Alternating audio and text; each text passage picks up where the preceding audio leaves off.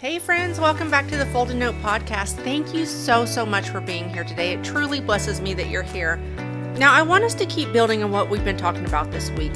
We've said that we don't live by feelings, that we speak truth anyways, but here's the real question. Where are you getting that truth from?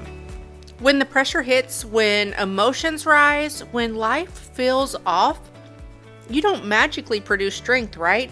You pull from what you've been feeding on.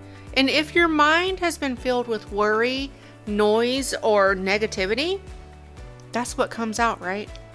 But if your spirit has been filled with God's word, truth, and prayer, then that's what rises instead. Jesus said in Matthew 4, verse 4, "Man shall not live by bread alone, but by every word that proceeds from the mouth of God." Just like your body needs food, your spirit does too.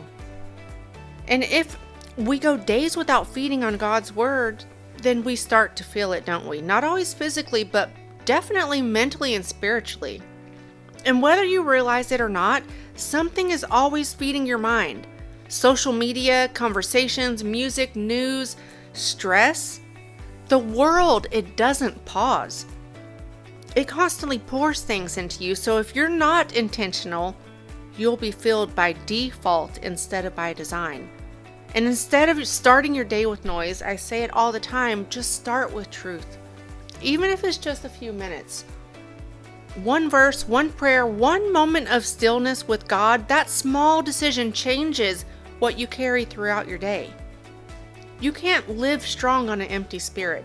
You cannot speak truth if you're not hearing truth. And you cannot expect peace if you're constantly feeding on chaos. So today, ask yourself one simple question. What am I feeding my spirit? Because what you feed will grow. Let's close today's note with a prayer. Father, help us be intentional about what we allow into our